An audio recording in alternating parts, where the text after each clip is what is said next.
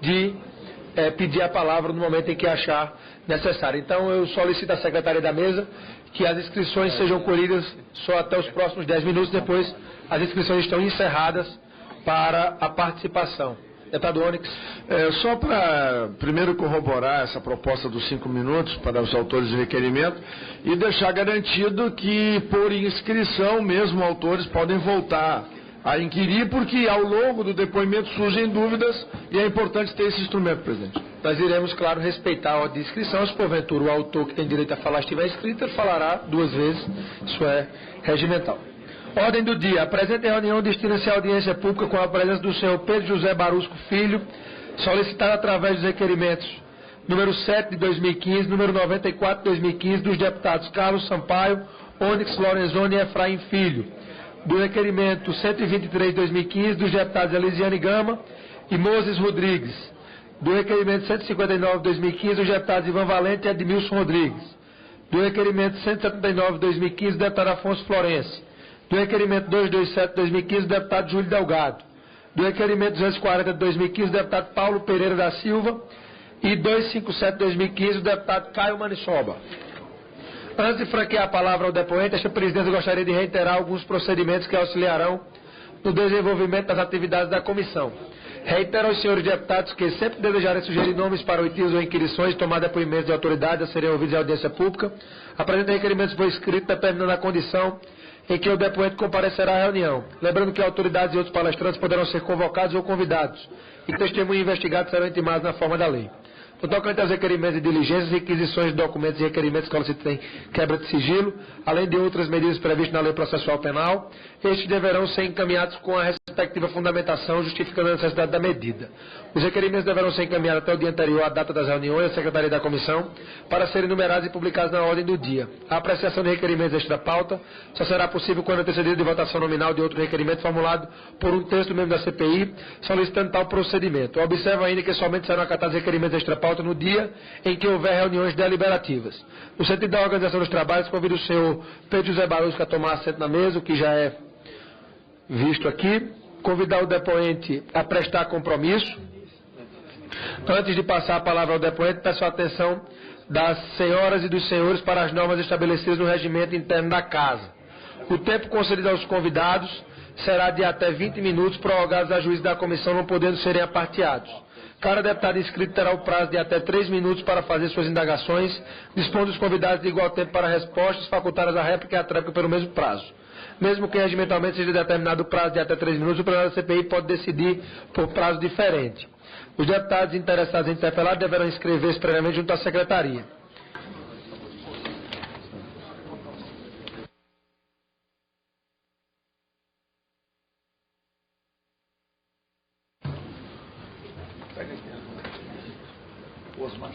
Com a palavra,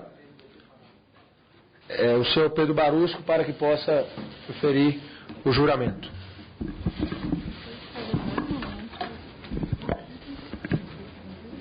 Faço sob palavra de honra a promessa de dizer a verdade do que souber e me for perguntado. Muito obrigado, doutor.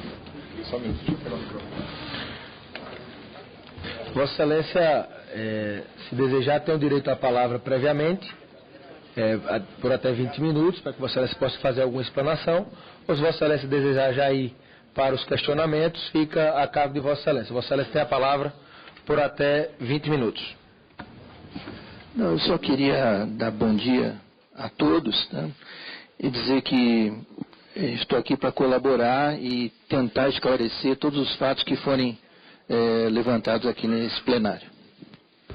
Houve um prévio compromisso desta presidência, em um acordo feito com o depoente, de que perguntas de foro íntimo, foro pessoal, ele não se sentirá na obrigação de responder.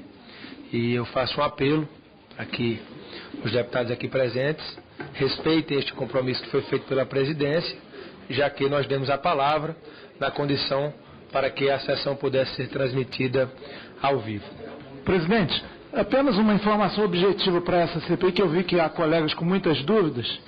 O senhor Pedro Barusco, a sua trajetória funcional na Petrobras e a sua condição atual na investigação da Lava Jato, objetivamente.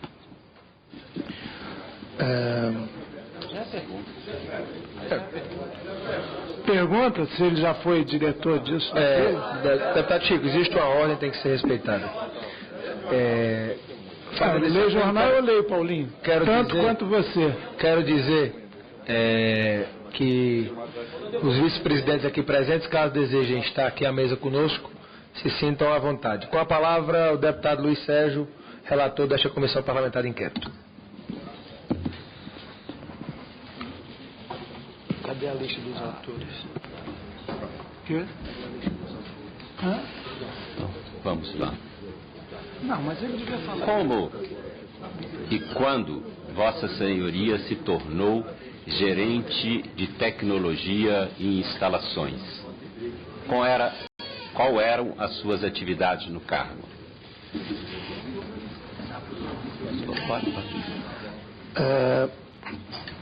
Bom, então vou falar um pouquinho da trajetória para chegar nesse momento. Eu ingressei na Petrobras em 79 por concurso público, né? E eu sou engenheiro naval de formação acadêmica. E eu inicialmente optei, né, depois do curso de formação, eu optei por trabalhar no centro de pesquisas, onde eu fiquei 15 anos.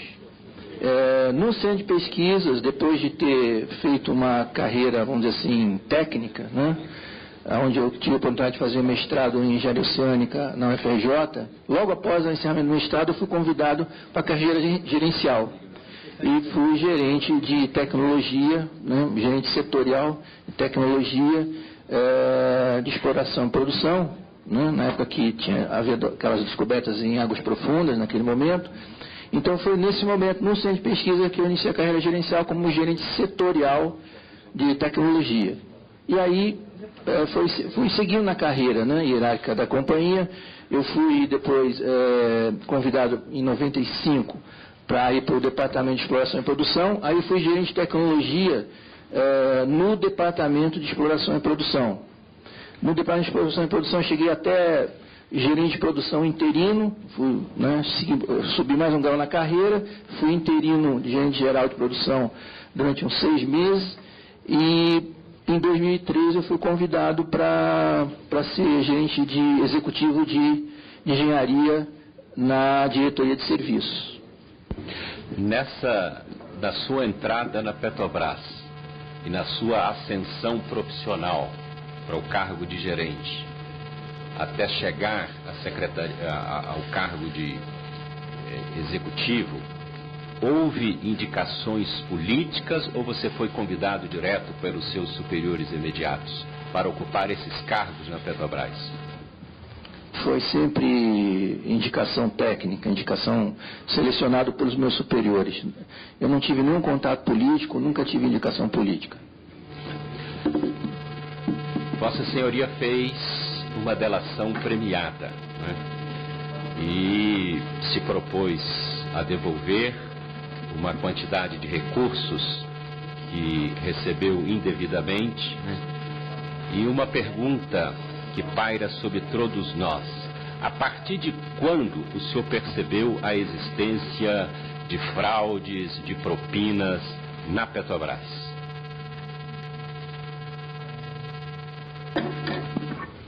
Bom, como faz parte do meu termo de colaboração, né, eu iniciei a receber a propina, né, em 97 e 98. Né. Foi uma iniciativa pessoal minha, né, junto com o representante da empresa. Eu descrevo, né, no meu depoimento essa trajetória e vou reiterar o que está dito no meu depoimento. Né. Agora, sim, de uma forma mais ampla, né, como a excelência mencionou, né, em contato com outras pessoas da Petrobras, de uma forma mais institucionalizada, foi a partir de 2004.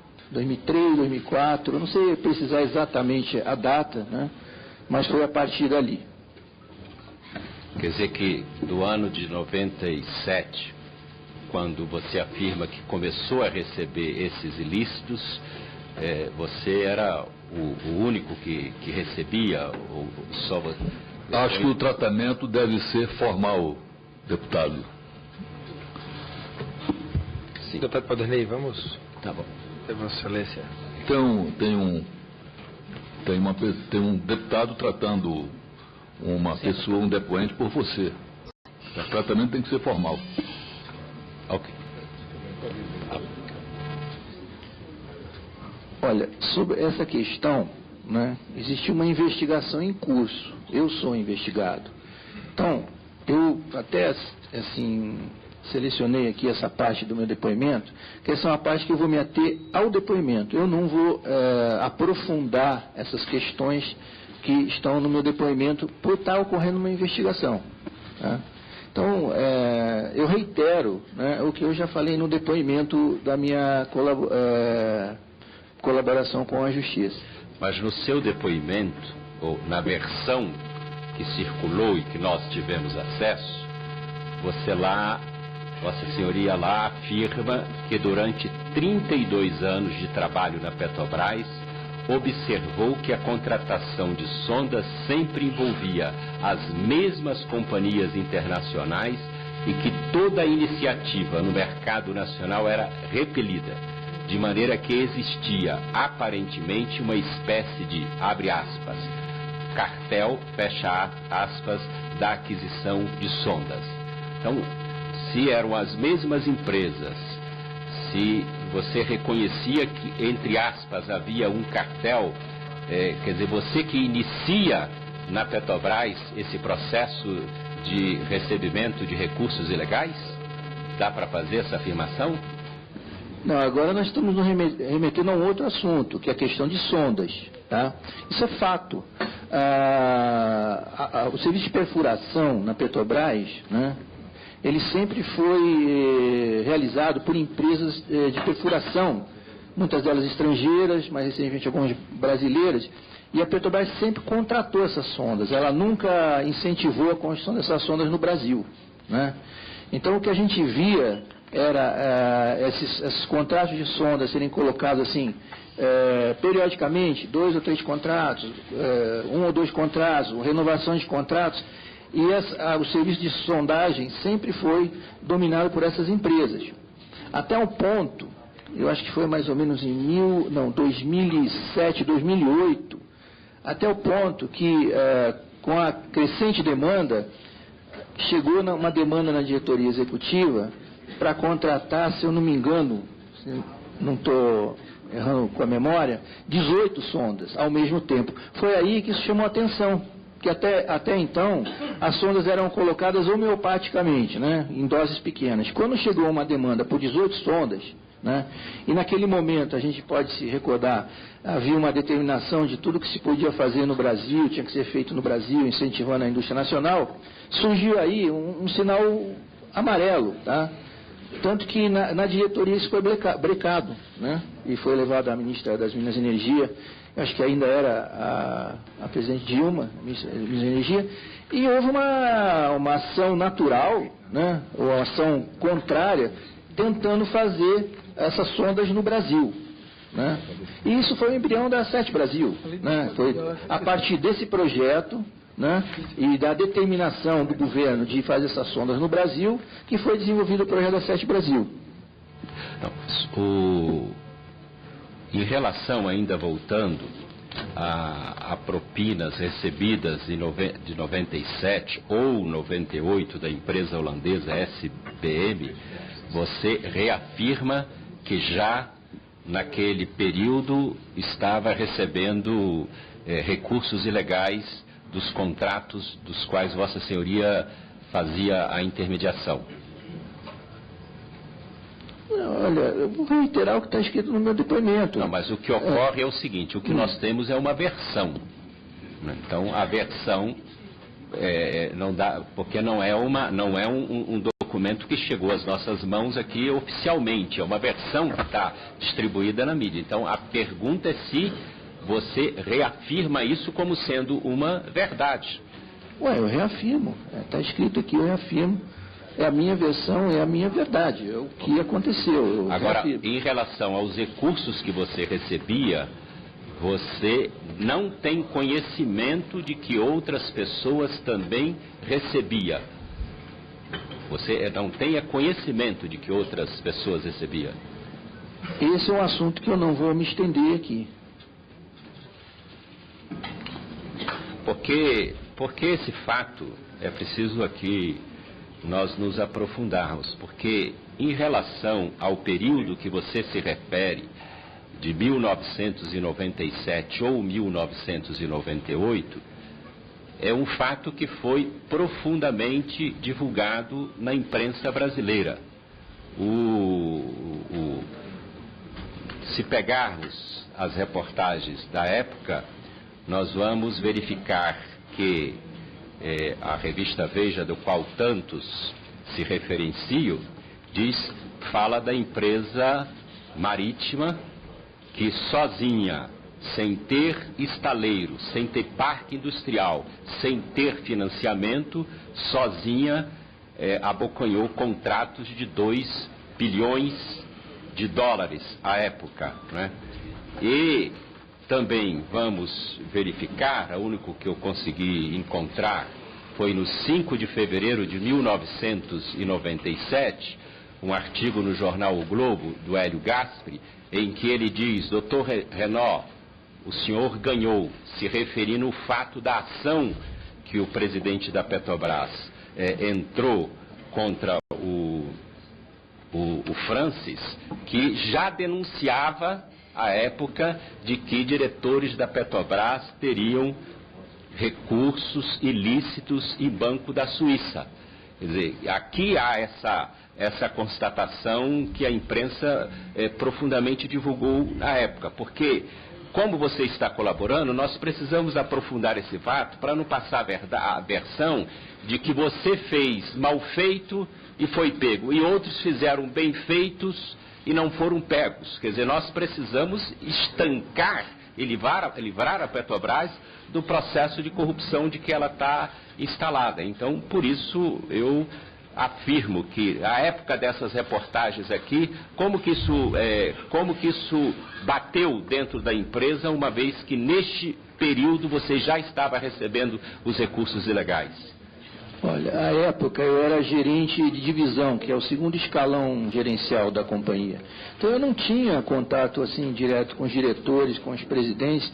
Eu não tinha, vamos dizer, a posição que eu tinha mais recentemente na Petrobras, de gerente executivo, onde eu estava toda hora na diretoria executiva, participava dos destinos da empresa. Então, eu não tenho conhecimento, né, por exemplo, do Dr. Renaud. Eu nunca tive com o Dr. Renaud. Conhecia, sim, era uma figura distante para mim. Eu não tinha, naquela época, vamos dizer assim, essa influência ou essa atuação que eu tive mais recentemente na Petrobras. Então, eu simplesmente eu não consigo nem comentar essa notícia, porque eu não participava desse nível de decisão à época.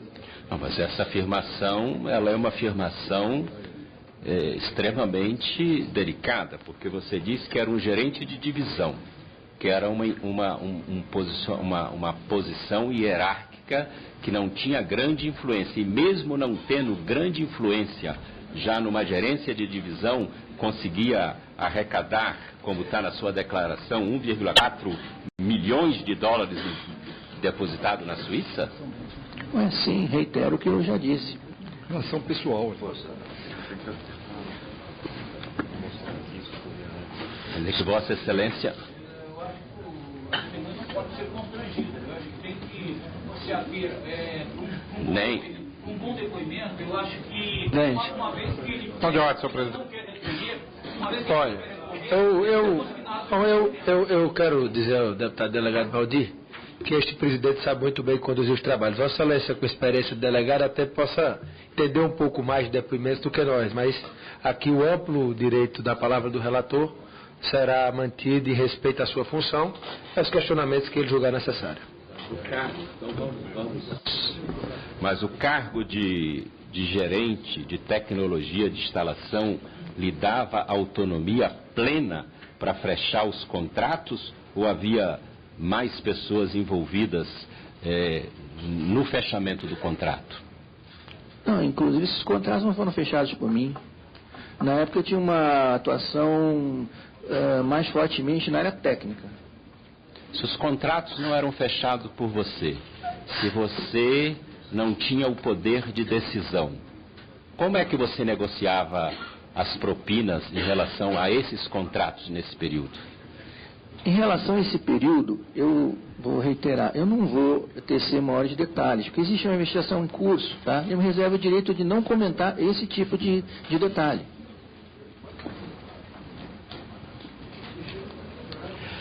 Vamos então um passo mais à frente. Vossa Senhoria considera ser possível, do ponto de vista técnico e dos valores, que as comissões de licitação da Petrobras identifiquem a existência de conluio entre as empresas no momento da licitação?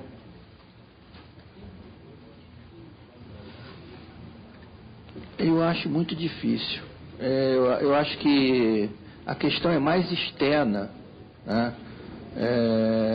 Eu acho que a governança da Petrobras, apesar de ter acontecido, né, o que está acontecendo, eu acho a governança da Petrobras boa, né? Eu acho que o problema não está nesse fato, está nas pessoas, está na instituição, mas a governança dos processos licitatórios, ela é muito firme, não vaza orçamento, a seleção das empresas é feita baseada num sistema que chama Progef, né, que seleciona as empresas. O que havia era a formação de cartéis, né, externos, né, havia contatos com alguns diretores, com alguns dirigentes, né, mas eu não acho que os problemas estão localizados nas comissões de licitação. Né. Vossa Senhoria, na versão que nós tivemos conhecimento da delação que Vossa Senhoria está aqui afirmando, tendo ela como base, afirmando como sendo a versão que realmente expressou seu posicionamento na delação, Vossa Senhoria afirma que o esquema descrito pela Polícia Federal e pelo Ministério Público Federal envolvia não apenas os contratos da Diretoria de Abastecimento no comando do senhor Paulo Roberto Costa. Em vários de seus depoimentos afirma que outros diretores e demais gestores da Petrobras estariam envolvidos, inclusive a diretoria a qual pertencia.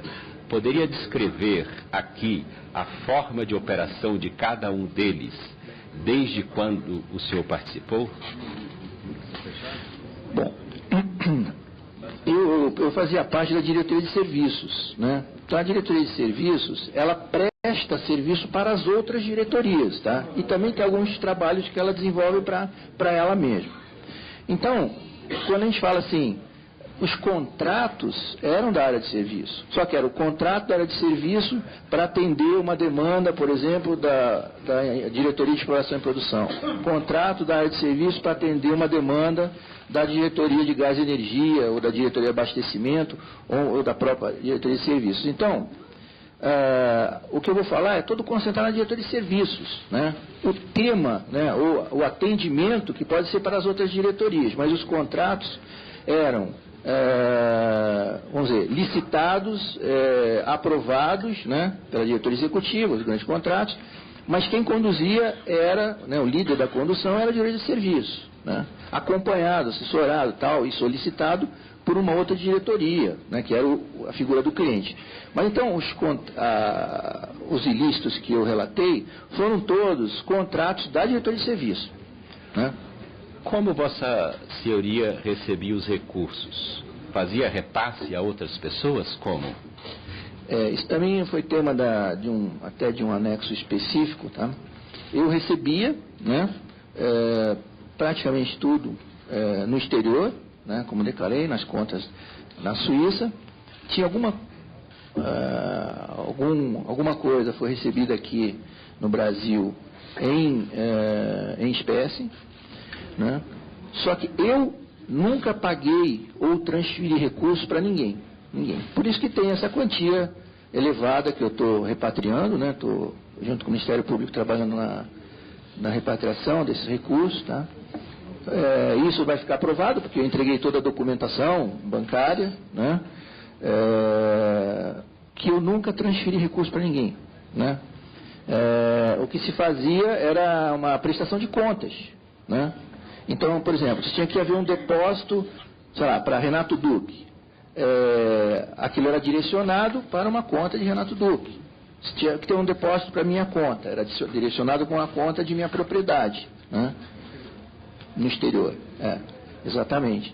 E porque é o seguinte, eu recebia somente para mim e para Renato Duque, só. Não recebi para mais ninguém. Para você, para agente político, você nunca repassou recursos e nunca intermediou recursos? Não. O envolvimento com o agente político ou representante de agente político, tá, era feito no momento da divisão, vamos dizer assim, da divisão do quantitativo da propina. Tá. Após a divisão, né, como foi colocado aqui em outra, até na CPI anterior, por exemplo, lá no contrato se era contrato que pertencia à diretoria de abastecimento, tinha lá normalmente 2%, 1% era para a diretoria de abastecimento, e aí então o diretor Paulo Roberto era o responsável para conduzir o recebimento e o encaminhamento e o destino daquele 1%. Né? O outro 1% era dividido metade para o PT, e metade para a casa, que a gente chamava, que no caso ali o Renato Duque. Então, eu cuidava desse 0,5% que pertencia a mim e a Renato Duque, né, e dava o destino, e o outro 0,5% quem conduzia, mais recentemente, por exemplo, né, quando o João Vacari assumiu como tesoureiro do partido, ele que cuidava desse outro percentual. A casa era você e o Renato Duque? Sim, em quase 100% dos casos. Teve alguns casos que houve participação de outras pessoas. E essas outras pessoas você pode nominar? Posso, porque está no meu acordo de relação.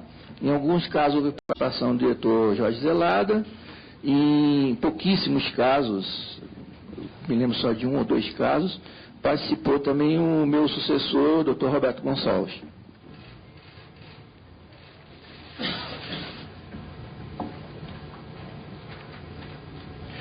Mas além dos funcionários das empresas, da empresa Petrobras, dos agentes políticos, do qual Vossa Senhoria se refere a tesoureiro do partido, havia outras pessoas de fora da empresa e de fora do esquema partidário envolvido na distribuição desses recursos?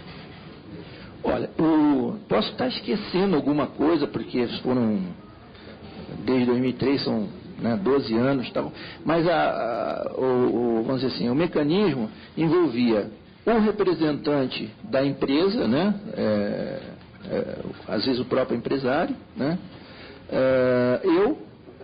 o diretor Duque e João Vacari. São os protagonistas, vamos dizer assim. No chamado, na versão de delação premiada, Vossa Senhoria faz acusações graves contra o senhor Renato Duque e o João Vacari, né, como tendo recebido recursos. Vossa Senhoria, no que se refere às contas no exterior, afirma aqui que entregou a documentação, o número das contas. Em relação a esse processo que envolve o nome do Renato Duque e do João Vacari, Vossa Senhoria também entregou provas robustas que vão dar consistência à sua delação? Isso eu também gostaria até de aproveitar para esclarecer um detalhe que tem saído muito na mídia, né, de que eu acusei o PT de receber 200 milhões ou 150 milhões. Na realidade, eu estou aqui com o meu termo de acordo, né, meu acordo aqui, né, em mãos. O que eu disse foi que eu estimava que, né, por eu ter recebido a quantia que está divulgada, né, como o PT, na divisão, né, da propina, tinha, né, ou cabia a ele receber o dobro, um pouco mais, né, que eu estimava que ele poderia ter recebido o dobro, porque se eu recebi, por que os outros não teriam recebido? Entendeu? Eu acho que eu não tenho prioridade, né? Então, eu acho que isso foi realizado. É só isso que eu disse, eu não acusei nada. Eu falei que cabia a mim uma quantia, eu recebi. Cabia ao PT uma outra quantia. E eu estimo que possa ter sido até 150 ou 200 milhões. Eu não tenho esse valor. Então está escrito aqui, é de dólares. Eu estimo que, afirma que, considerando o valor que o declarante recebeu a título de propina, que foi aproximadamente 50 milhões de dólares nesse caso, estima que foi pago o valor aproximado de 150 a 200 milhões de dólares. Foi isso que eu falei no meu depoimento. E não sei como o João Vacari recebeu, se não recebeu, se foi doação oficial, se foi pago lá fora, se foi pago aqui dentro em dinheiro, eu não sei. Não, existia uma reserva de propina, uma reserva para o PT receber. Se ele recebeu da forma que recebeu, eu não sei. Você não pode afirmar aqui que ele recebeu ou não recebeu. Você está afirmando que na planilha que você teve acesso estava estipulado o valor.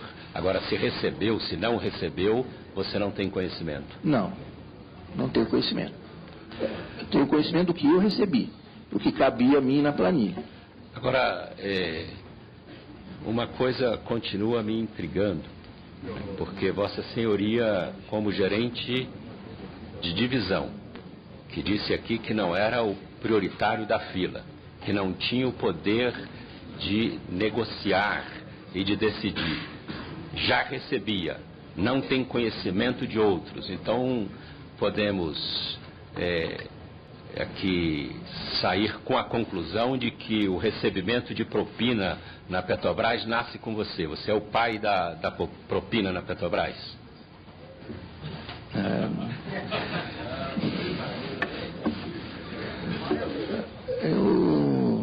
Eu não acredito nisso. Mas não acredita, responde não acredita rindo, porque em base com quê? Não, eu já falei, eu comecei em 97 e 98, uma atitude isolada, né? Já detalhei até onde eu poderia detalhar, sou objeto de uma investigação. E a partir de 2003, 2004, houve uma fase onde estava institucionalizada esse sistema de propina, tá? Eu só sei isso, eu não sei mais nada, eu não sei dizer quem ganhou, quem não ganhou, quem participou, quem não participou. Vamos aqui mudar um pouco de ponto, até porque isso há uma certa tensão no Rio de Janeiro. Ontem os trabalhadores tinham ocupado, inclusive, lá a Delegacia Regional do Trabalho. Quais as evidências que o senhor tem da atuação do cartel nas obras do Complexo Petroquímico do Rio de Janeiro, Comperj? Se o deputado permitir, eu posso falar da Renest e do Comperj, que é um após o outro? Porque o cartel, a gente sentia, né, que existia o cartel, sabia que existia o cartel, uma entidade, não tinha nada concreto, né? A primeira, assim, vamos dizer, ação do cartel efetiva que eu pude perceber foi na Renest, nos primeiros contratos Abreu e Lima, exatamente. E depois o Comperj. Então eu vou falar primeiro da Renest, né, do Abreu e Lima, e depois eu vou até o Comperj. Porque foram ações diferentes que a gente teve em relação ao cartel. O que aconteceu naquele momento? Havia um aquecimento de mercado, havia muita obra, muito investimento, né? E a refinaria do Nordeste foi colocado, e se colocou os pacotes grandes, né, os grandes pacotes da refinaria Abreu e Lima no mercado. Nesse momento a gente pode perceber que as empresas vieram assim com preços altíssimos, tipo o dobro, né, do orçamento. Tanto que a primeira licitação foi cancelada sumariamente, por preço excessivo, havendo uma segunda licitação, onde vieram as mesmas empresas, já com preço um pouco melhor, mas mesmo assim com preço alto. Foi muito difícil negociar após a segunda licitação para trazer os preços para dentro da margem. E agora, eu gostaria de ressaltar que os preços foram contratados dentro da margem. Mas a gente sentiu, né, a ação do cartel das empresas, né, dessas 14 empresas do núcleo do cartel, bem integradas. Quer dizer, as ações para quebrar, para baixar preço, tal, nós não conseguimos ter sucesso. E tivemos que fechar no limite, mas dentro da regularidade, mas no limite superior, vamos dizer assim, da contratação. Então isso aconteceu na Renest. Quando chegou no Comperj, a mesma coisa. Quando se colocou os grandes pacotes, as empresas novamente vieram com preços absurdos, tá? Tipo o dobro, né? Foi cancelado sumariamente novamente, foi feita nova licitação, também foi um embate, né? Eu acredito que demorou um ano cada licitação dessa, né? Para tentar chegar a enquadrar os preços. Então, nesses dois, né, blocos de contratação, a gente sentiu uma ação muito forte do Catel. Né? E eles conseguiram, porque o mercado estava aquecido, porque eles são as grandes empresas do Brasil e eles tinham condição de fazer esses grandes pacotes, então eles levaram o preço para o limite superior. Agora, no Comperj, o senhor teve alguma atuação que culminou na definição ali como da Alusa Engenharia para as obras do Comperj? Teve a sua efetiva participação? Pode narrar como se deu esse... Tá, esse é um caso, vamos dizer assim, específico. Isso é um caso que aconteceu, vou relatar aqui, mas não é o caso geral. A Lusa, ela estava participando, foi uma licitação do hidrocraqueamento catalítico, é uma unidade bastante complexa, de uma tecnologia bastante complexa. Então foi colocada a licitação na rua, né? As empresas do Catel novamente, né, vieram com preços altíssimos, só que aconteceu um fato sui generis aí, porque a Lusa, ela não estava conseguindo fechar um parceiro tecnológico, ou por algum motivo, uma dificuldade técnica, ela não conseguiu fechar a proposta, tanto que ela pediu adiamento, assim, alguns adiamentos, e no final também pediu mais um adiamento que a gente acabou não dando. Então, no primeiro bid, né, na primeira rodada de licitações, a Lusa ficou de fora, ela não conseguiu entregar a proposta, não teve tempo hábil de se articular com o parceiro tecnológico, com os parceiros, ou seja, ela não conseguiu. E veio preço altíssimo, né? Quando acontece um rebid, né, porque o orçamento, ele até ser aberto no primeiro bid, ele é inexpugnável. Só tem, porque se vazar, ele tem DNA, a gente sabe de quem vazou. Só uma pessoa fecha orçamento na véspera. Então isso não vazava, nunca vazou. O que aconteceu foi assim, o que acontecia era o seguinte, quando se abria as propostas do primeiro bid e aí em seguida abria esse orçamento, nesse momento o orçamento ele já ficava, não vou dizer assim, não era uma informação ostensiva, mas era uma informação que já circulava. Então, quando se vai para o segundo bid, né, as empresas que participam do segundo bid, tendo participado do primeiro, já tem uma ideia, porque se a Petrobras cancelou, é porque estava excessivo, então já tem uma indicação. E nesse caso, a Lusa chegou, no caso para mim, falou, não, essa vez a gente vem, tem interesse, a gente quer ganhar. Aí eu falei assim, ó, então não me venha com nada mais do que 1,5 milhão. Porque é o seguinte, foi a única vez que eu dei alguma dica, vamos dizer assim, porque a gente já estava, assim, impactado pelo Catel, né? A gente queria fazer a obra, e o Catel vindo com preço alto, preço alto, preço alto, preço alto. Então a gente meio que jogou assim, ó, um número, né? Assim, ó, vem abaixo de 1,5, porque a primeira proposta, acho que, se eu não me engano, estava mais de cima de 2 bilhões de reais, né? E a Lusa veio com 1,400 e ganhou, né? Então houve esse caso, sim, né? E está relatado na minha delação. Eu vou fazer apenas aqui 2 perguntas para propiciar aqui o debate, mas voltar ao tema que eu iniciei. Se houver necessidade, eu retorno com outras perguntas. Em 99, como eu aqui pude relatar, e você está aqui do meu lado, está vendo? Em 97, a imprensa noticiava de que havia problemas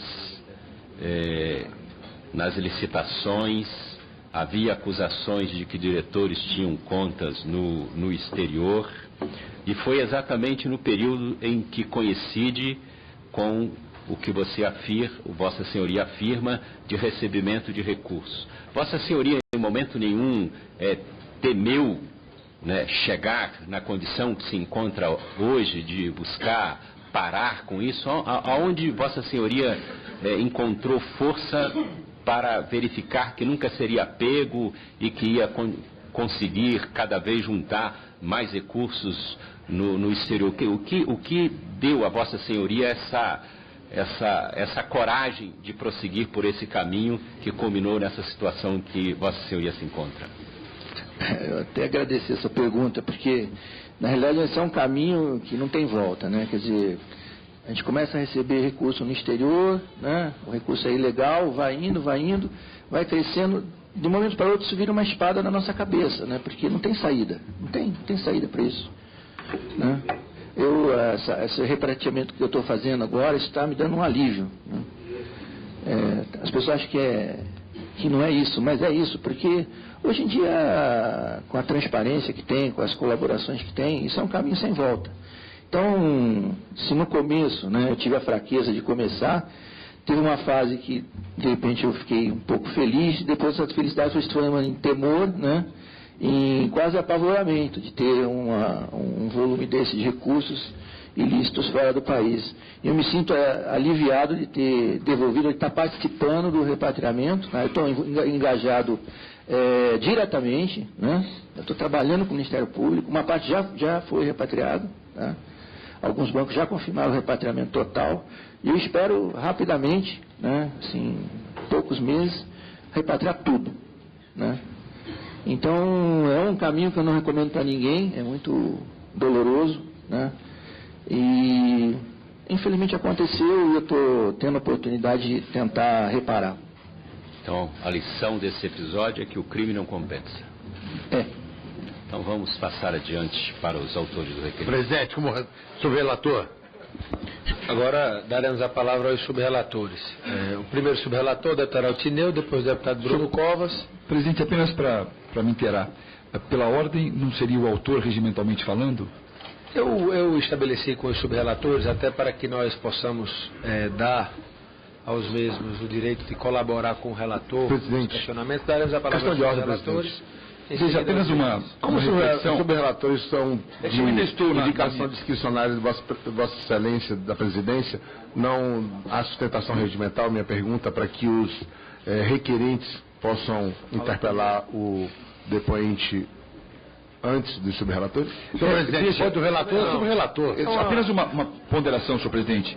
Os autores mostraram um interesse efetivo pelo depoimento, tanto é que foram os autores. Eles e em seguida os subrelatores, ou seja, e em seguida os demais membros. Agora, primeiro os subrelatores, veja, muitos deles sequer fizeram esse requerimento, porque não diz respeito à subrelatoria deles. Mas a partir do momento em que esta presidência criou as subrelatorias, eu acredito que o colegiado deve prestigiar essas subrelatorias com direito a informações. Não, presidente, eu concordo. É que não tem muito sentido na questão do deputado Altineu com a palavra. As subrelatorias... Deputado Altineu com a palavra. Senhor presidente, eu quero deputado Altineu com a palavra. Essa presidência já foi complacente com o horário, eu já abri a palavra, todos falaram. Senhor presidente, deputado Ivan, Vossa Excelência é contra tudo, tenha paciência, vai falar os subrelatores em seguida, Vossa Excelência. Senhor presidente, meu direito, eu sou requerente. Quero começar deputado Altineu com a palavra, em seguida os autores. Quero começar o meu questionamento. 5 minutos cada subrelator. Começar o meu questionamento, fazer perguntas bem objetivas. Em relação ao Comperge e a refinaria Abreu e Lima, o senhor disse onde que foi a atuação mais forte do cartel, né? O senhor imagina que, além do prejuízo financeiro, do desvio de dinheiro público, esse jornal aqui é de ontem, Jornal Extra, do Rio de Janeiro. Complexo deixa 8 mil longe de casa e sem emprego. Então, você imagina o prejuízo, quanta gente está passando fome por causa da atitude de vocês. Eu gostaria de saber se você pode me dar um número aproximado de quantos bilhões de reais foram o superfaturamento dessas duas obras. Olha, isso é uma questão delicada, porque na minha avaliação não houve superfaturamento, porque os contratos foram fechados dentro dos limites regulares, dos limites dos procedimentos da companhia. Pode ter havido preço elevado. Eu queria te perguntar, dentro de um limite. Porque você fez um juramento aqui de falar a verdade. E você, no seu termo de colaboração, você disse que as empresas apresentavam preço muito superior e havia essa negociação. Mas está escrito aqui, no seu termo de delação, que as empresas se adequavam a 20% acima do valor orçado pela Petrobras. E a Petrobras aceitava 20% acima do orçamento. Está escrito aqui. Queria que o senhor confirmasse se é verdade. Não, é verdade. É verdade. Então são 20% acima do valor que a Petrobras estimava. Não, O senhor escreveu isso. Não, eu sei, é fato, mas eu posso explicar? Não, com certeza. A Petrobras é o seguinte, ela tem, por costume, né, eu tinha na minha época, né, ou por procedimento, né, fechar contratos entre menos 15% e mais 20%, tá? Em relação ao orçamento médio, orçamento determinado pela equipe de orçamentação. Por exemplo, o orçamento era 100. A gente podia fechar entre 85 e 120. É só isso que existe o regulamento. O que aconteceu na questão do cartel? O cartel trabalhou fortemente e articuladamente para levar esse limite para o limite superior, mas dentro do procedimento. É isso, só isso. O senhor não me respondeu, não sei se o senhor tem estimado esse número. O senhor tinha o orçamento inicial, tenho certeza que o senhor tem, o senhor trabalhou na Petrobras, funcionário de tantos anos, com competência. Então, o senhor tem a estimativa inicial do Comperj e da Abreu e Lima. E com esse superfaturamento, 20% acima do valor orçado para a Petrobras, para mim é um superfaturamento. Porque se a Petrobras pode até não conseguir contratar, mas aí teria que denunciar que está comprando 20% mais caro do que o valor que ela acha justo. Isso seria quanto em relação a esses dois empreendimentos? O senhor tem um número mais ou menos? Não, é o seguinte, eu era da área de serviços, então, por exemplo, eu nunca soube ou participei da orçamentação do Comperj ou da Renest como um empreendimento. Isso era de abastecimento. Entendi. Eu era responsável pela licitação da unidade HDT. Então, aí a gente detalhava aquela unidade antes da licitação, orçamentava item por item, fechava o orçamento. Eu tinha a ideia, e só sabia o orçamento depois de aberto, depois de recebidas as propostas, tá, daquela unidade industrial. Então, essa questão, quanto custava o Comperj ou Abreu e Lima, eu não tenho condição de responder, porque eu não era encarregado desse, eu não era meu trabalho. Eu vou, porque existem uns questionamentos aqui, eu também não quero ser demorado, eu vou fazer 8 perguntas. Deputado Tineu, Vossa Excelência tem 1 minuto para concluir. Por que o senhor escolheu o sobrenome da presidente Dilma para abrir o offshore do senhor? Vana Rio. Foi uma coincidência ou foi querendo atingir a presidente de alguma forma? Não, assim, normalmente, quando vai se abrir um offshore, ou quando eu abri offshore, o próprio banco, o agente do banco, vinha com uma relação de empresas já abertas. Então, eu falei, essa empresa, então, escrito Vana Rio, com o sobrenome da presidente, já estava aberta? Já, quando... Uma coincidência, então, querendo envolver o nome da presidente da República. Se eu tenho 1 minuto, eu vou fazer uma consideração aqui. Os bancos, tem muitas outras perguntas, mas os bancos que financiaram a Sete Brasil, Fundo de Pensão Petros, Previ, Valia, Funcef, Banco, BTG, Pactual, Bradesco e Santander, são instituições conhecidas que não deixam vazar 1%, né, em qualquer negociação. Então, se esses bancos, essas empresas financiaram a Sete Brasil, elas tinham conhecimento que a Sete Brasil pagava propina? Não. Não. Só mais uma pergunta, uma colocação. Eu vou encerrar. Só uma colocação para você, Pedro Barusco. Dizer o seguinte, eu solicitei a cópia dos áudios e vídeos das reuniões do Conselho da Petrobras. Eu solicitei também a convocação da sua esposa, Luciana, porque em momento algum você citou claramente os agentes políticos. E se você tinha uma relação tão próxima com o Renato Duque, não é possível que com tantos anos você não sabia claramente, né, a quem mais ele dava dinheiro, ou vocês davam dinheiro. E para você ter uma ideia, você sofre de câncer, que é uma doença terrível. Eu tenho que falar, eu vou falar. Você me desculpa, mas eu vou falar. Deputado, cada um tem seu direito. Cada um tem seu direito. Eu tenho na minha família quem sofre de câncer, eu vou falar. Ele vai ficar calado a partir de agora. Deputado Tineu. Deputado Tineu. Ele vai ficar calado a partir de agora. Deputado Tineu. Deputado Tineu. Deputado Tineu. Não é questão pessoal. Deputado Tineu. Deputado Altineu, com todo o respeito que tem a Vossa Excelência, nós acordamos aqui com o depoente que questões de foro pessoal não seriam tratadas e nós não permitiríamos que nenhum parlamentar abordasse esse assunto. Então, eu não quero aqui cometer a descortesia com Vossa Excelência de cortar o seu microfone. Então, esse assunto a presidência não permitirá que seja tratado, porque isso foi um acordo feito previamente e publicizado por esse presidente para com a comissão e previamente acordado, inclusive por Vossa Excelência, que concordou com os termos ao qual nós fizemos para que o senhor Pedro Barroso pudesse contribuir. Então, o tempo de Vossa Excelência está encerrado. Com a palavra o deputado Bruno Covas, segundo o subrelator. Senhor Pedro Barroso. 36, presidente. Deputado Padernei. Senhor presidente, nós estamos vendo aqui o regimento ser quebrado toda hora.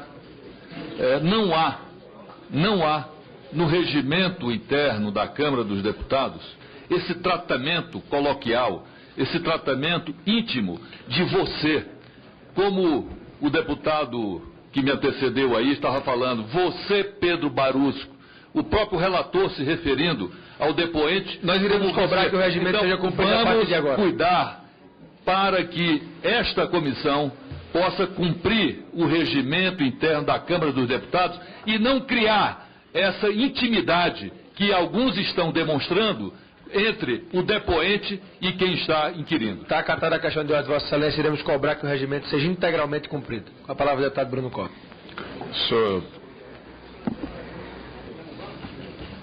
Senhor Pedro Barusco, o esquema de desvio de recursos da Petrobras, que o senhor ajudou a revelar, atuou nas obras do Gazeni? Sim. Quem idealizou o projeto Gazeni? Olha, foi a área de gás e energia, porque o projeto, a concepção, a elaboração da orçamentação global, né, isso é a área de negócios. Nós atuamos quando o projeto foi aprovado, dividido em pedaços de execução, aí a gente entrava para a execução. O senhor sabe se houve aprovação na criação da obra Gazeni e da empresa transportadora Gazeni? Olha, eu não participei dessa decisão, mas com certeza sim, que isso é objeto de decisão de conselho e de diretoria executiva. O senhor sabe qual foi a participação da senhora Graça Foster nessa criação? Não sei responder, desculpa. O senhor sabe quem foram os responsáveis pela idealização das sociedades de propósito específico e empresas de fachada, no caso Gazeni? Não sei responder. O senhor sabe dizer como foram operacionalizadas as propinas decorrentes do caso Gazeni? Bom, aí vou falar da parte que eu conheço. Claro. E já faz bastante tempo, eu não lembro exatamente as empresas, porque foram vários pacotes, né? O Gazeni se eu não me engano, são 1.000 quilômetros de gasoduto, né? E foram vários trechos, foi dividido em vários trechos, cada trecho teve um consórcio de empresas que foi responsável pela implementação dessas obras. Então eu lembro de algumas empresas, né, que participaram e que teve pagamento sim de comissões. E quais são essas empresas? Eu tenho que puxar pela minha cabeça. Eu lembro da Bueno, lembro da Galvão. Teve outras. Aí eu teria que puxar agora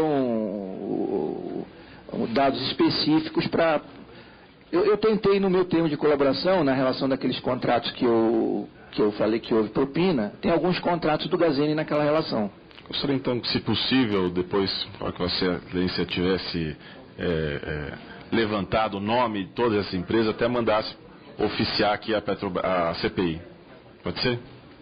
Tá bom. O senhor sabe quem recebeu propina relacionada ao caso Gazeni? Olha, essa é uma pergunta assim, eu sei quem recebeu, não sei se são todos que receberam, eu sei quem recebeu, que foi eu, Renato Duque, e a parte relativa ao partido. Qual partido? O PT.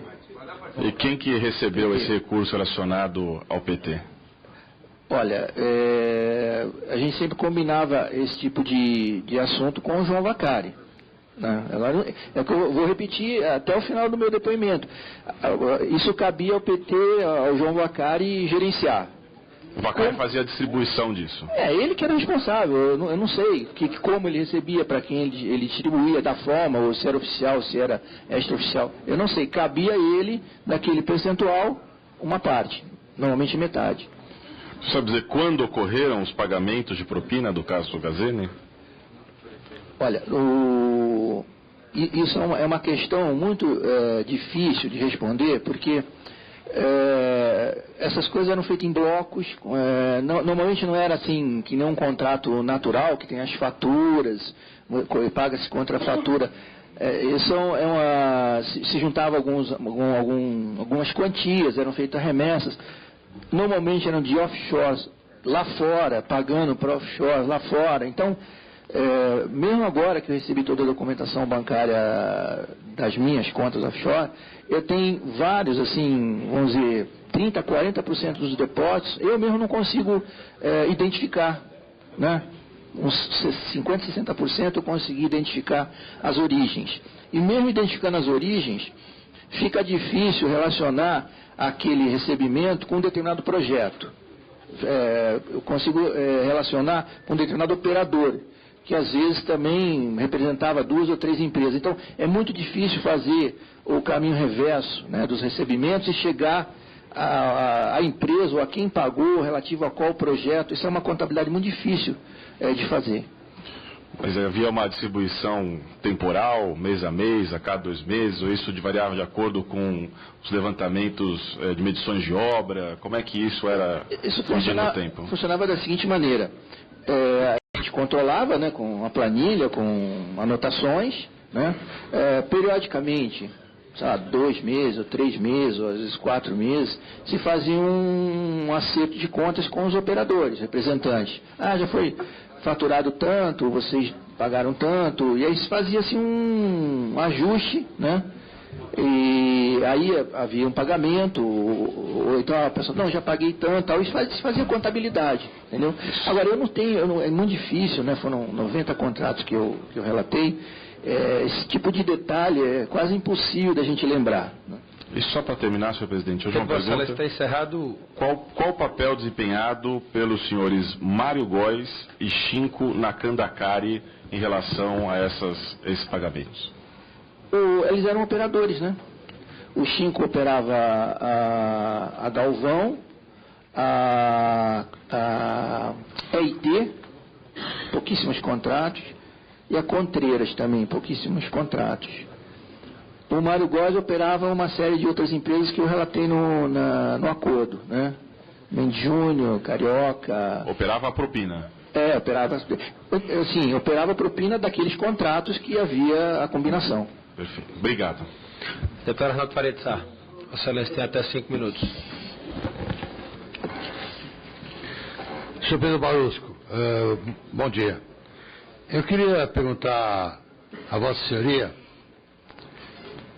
a respeito dos afretamentos e construção de navios de transporte, navios de plataforma e navios sonda.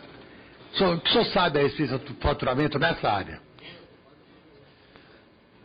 Olha, de afretamentos, tá? Eu tive envolvido na fase que eu estava no EP, até 2003, tá?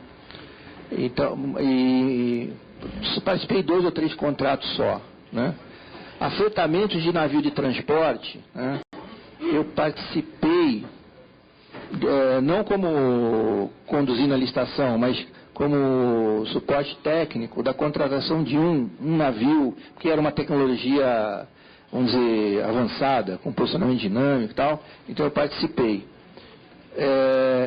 E mais no final, agora, quando eu saí da Petrobras, eu era diretor da Sete Brasil, eu participei de uma licitação para a Petrobras e a gente fechou 28 contratos com a Petrobras. De quantos esses contratos? Foram 28 contratos. A Sete Brasil foi criada eu saí da Petrobras em abril de 2011, a Sete Brasil foi criada mais ou menos nessa época, eu saí da Petrobras e fui ser diretor da Sete Brasil. E aí participamos, a Sete Brasil ofereceu a proposta, né, para essas plataformas e nós ganhamos contratos com a Petrobras. Então foi nessa fase aí, de abril de 2011 até mais ou menos meados de 2012, um ano e pouco. Você tem noção de alguns valores? Olha, a Petrobras, né, no que pese ela ter que cumprir, né, as determinações da ANP de conteúdo local, né, conteúdo nacional nas plataformas de perfuração, né, sob pena de pagar multa, ela não aliviou na licitação, não. Né? Ela utilizou como referência para a licitação os valores internacionais de afretamento. Então, nós tivemos que atender o conteúdo local, que encarecia um pouco, né, a construir as unidades aqui no Brasil, e mesmo assim nós ofertamos, né, pela Sete Brasil, preços internacionais. Tá? Ou seja, a Petrobras julgou a gente sem considerar a multa que ela pagaria se contratasse sondas sem conteúdo local. E nós ganhamos a licitação. A SBM holandesa é nessa área, né? Não, a SBM holandesa, ela operava navios de produção, chamados FPSOs. Então, navios de produção. O que estava falando era de plataformas de perfuração. Eu estou de navios, tanto de produção quanto de fretamento, e a SBM está nessa faixa, desses navios. A SBM opera no mercado, nesse mercado de navios de produção. E o senhor tinha alguma relação com a SBM, ou na Sete Brasil ou na Petrobras? Não, na Sete Brasil não. Na SBM, enquanto eu estive na engenharia, né, de 2003 para frente, nós tivemos um contrato pequeno de 2 monoboias que... Os senhores se lembram daquela época que a governadora do Rio de Janeiro, Rosinha Garotinho, falou que não ia permitir a implantação daquele oleoduto, né, que saía da plataforma. Então nós tivemos que fazer de emergência uma licitação para instalar 2 monoboias que substituiria esses oleodutos, tá? E foi uma licitação muito apertada, e a SBM ganhou essa licitação naquela época, com preço muito bom. E tivemos um FPSO, que foi a P-57. Então, durante a fase que eu tive na engenharia, né, de 2003 a 2011, nós tivemos esses 2 contratos com a SBM. Na sua delação, o senhor citou várias empreiteiras, além daquelas que normalmente têm sido citadas. Uma delas o senhor citou agora, a Bueno. Além delas, o senhor cita também a Chainha Carioca. O que tem a Chainha Carioca? Está no termo, né? A Chain, ela teve uns 3 ou 4 contratos, teve um túnel porque o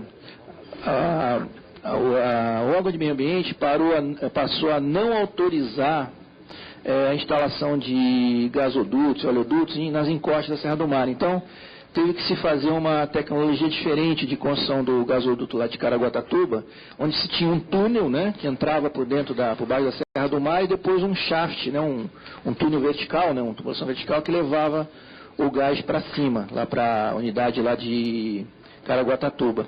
E a Chain ganhou essa licitação desse túnel, né, e nesse túnel, nesse contrato, houve um pagamento de comissões. Né. Quanto de comissões?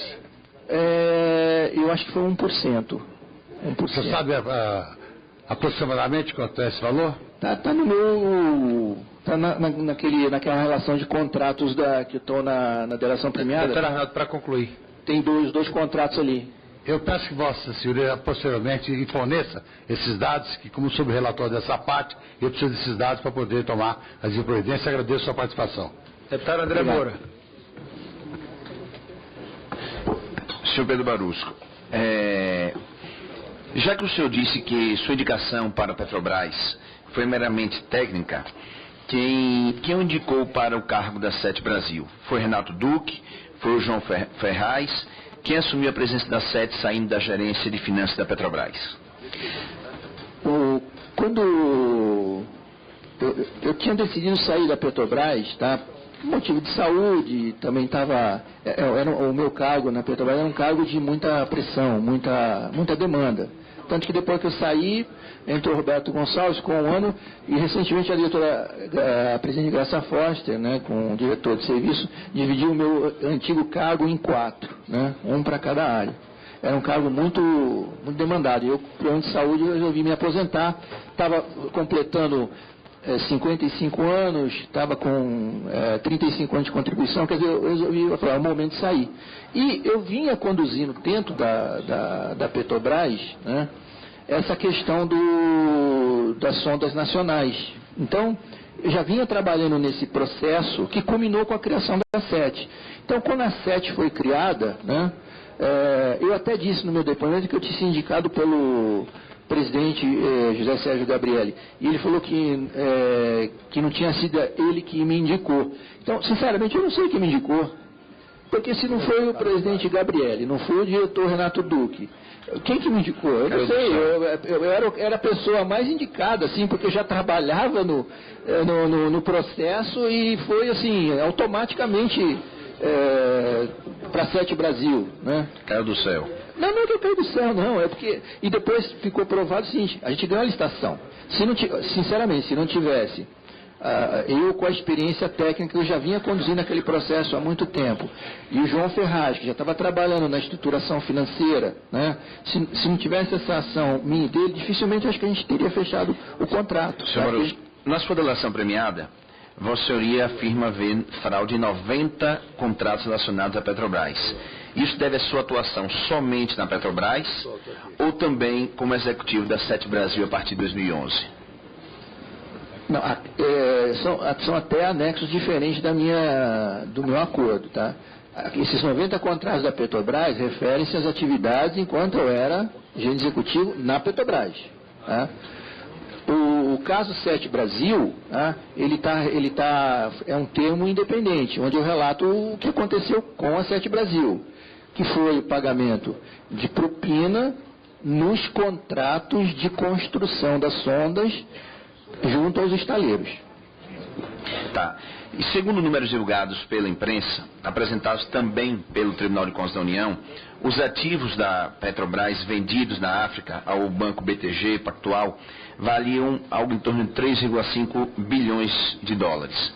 Mas o banco negociou os ativos por 1,5 bi, ou seja, um prejuízo de 2 bilhões para os cofres brasileiros. Assim, o senhor avalia que o prejuízo na África foi maior que o de Pasadena? Foi o pior negócio da Petrobras nos últimos anos? Desculpa, Excelência, mas esse assunto eu não participei, não era da minha alçada, eu não posso opinar porque eu simplesmente não tenho conhecimento. O senhor afirmou no início do seu depoimento aqui, ter estimado na delação premiada que o PT recebeu algo em torno de 150 a 200 milhões de dólares, porque é o dobro do que o senhor tinha recebido. E que a partir de 2004 o recebimento de propinas da Petrobras estava institucionalizado. O senhor pode me informar quem era o presidente da Petrobras em 2004, quando começou a institucionalização da propina na Petrobras? Eu acho que em 2004 o presidente era o José Eduardo Dutra, né? Que depois veio a ser presidente nacional do PT. E ele tinha conhecimento dessa propina institucionalizada na Petrobras, José Eduardo Dutra? Ele tinha participação, tinha anuência dele? Eu não tinha essa informação, não tinha esse conhecimento. Mas começou na gestão de José Eduardo Dutra a institucionalização da propina na Petrobras. O senhor afirmou que foi em 2004. O senhor afirmou que era 2004, ele era o presidente. Eu falei que a partir de 2004, aquele ambiente que eu vivia, né, tinha assim um pagamento meio que automático de propina nesses contratos. Né? Sim, então se começou em 2004, foi institucionalizado na gestão dele enquanto presidente da Petrobras. Afirmativa do senhor em 2004. O que eu digo é o seguinte, eu passei a ocupar aquele cargo de gerente executivo em 2003. Né? A partir de 2004 eu afirmei e reafirmo. Agora, o que acontecia antes eu não sei, então eu não sei se nasceu antes ou depois. Eu sei que a partir de 2004 existia. 2004, na gestão do José Eduardo. Mas eu não sei se nasceu ali, eu não sei dizer isso. Para concluir, deputado. Não, ele afirmou que tinha nascido em 2004. Não, só para concluir. Estou satisfeito, senhor presidente.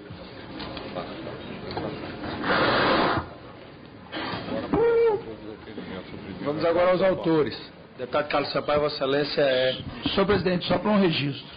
Eu estou como requerente para não criar um ambiente ruim e não tem nenhum problema, mas o relator acabou de designar 2 subrelatores e que o peso valha da mesma forma do tratamento dos subrelatores que tiveram a autorização para poder fazer as indagações. Você pode repetir, o deputado Paulinho falava o assunto. Não, é isso. Eu como requerente aguardo, não tem nenhum problema. Certo. Mas como o relator designou da forma dele 2 subrelatores, a tratativa dada aos 4 subrelatores designados por Vossa Excelência seja feita da mesma forma com a precedente. Mas eu concordo com isso. Mas não foi ainda. Não foi definido. Nós estamos, a partir das próximas oitivas e depoimentos, nós já Presidente, vamos dar tratamento uniforme a todos os subrelatores. É uma Mas eu ainda não criei subrelatoria, a sugestão do relator que eu iria acatar, porém ainda não efetivei. Irei fazer isso na sessão deliberativa, hoje eu não posso. Então eu vou dar a palavra ao deputado Carlos Sampaio. Vossa Excelência irá falar como autor. Há um apelo aqui, eu indago... falaria como subrelator, só estou anuindo com a postulação. Eu até concordo com a ponderação feita inicialmente que os autores dos requerimentos falem antes que os subrelatores, mas abro mão porque pelo entendimento do andamento e com a presença do doutor Baruch. Eu agradeço a Vossa Excelência. O deputado Paulo Pereira tem um compromisso agora ao meio-dia, fez um apelo, ele é um dos autores que tem requerimentos aqui pedindo a presença do senhor Pedro Barusco, e eu indago aos demais autores se, após o deputado Carlos Sampaio, podemos dar a palavra ao deputado Paulo e em seguida seguiremos a ordem para que a gente possa atender o apelo de um colega. Deputado Carlos Sampaio, apenas peço que seja acrescido aos meus 5 minutos os 7 minutos que tenho como líder do PSDB. Direito. 12 minutos para o deputado Carlos Sampaio. Senhor Pedro Barusco, eu primeiro faço um registro que, evidentemente, Vossa Senhoria envolveu-se com um esquema de corrupção, mas num segundo momento Vossa Senhoria contribui não só com a Petrobras, mas com o país. Portanto, eu louvo o gesto de Vossa Senhoria ter tido a coragem de apontar todos aqueles que estavam envolvidos nesse esquema de corrupção. E confesso a Vossa Senhoria, discordando aqui do colega que me antecedeu, não tem o menor sentido a vinda aqui da sua esposa, de quem quer que seja. Vossa Senhoria está respondendo todas as perguntas e de forma satisfatória. A primeira colocação que faço, e muitas delas serão, senhor Paulo, no sentido da percepção de Vossa Senhoria, já que integrou por tantos anos os quadros da Petrobras. Por todos os seus depoimentos na delação premiada, percebe-se que a aprovação das obras da Petrobras passavam sempre por 5 etapas.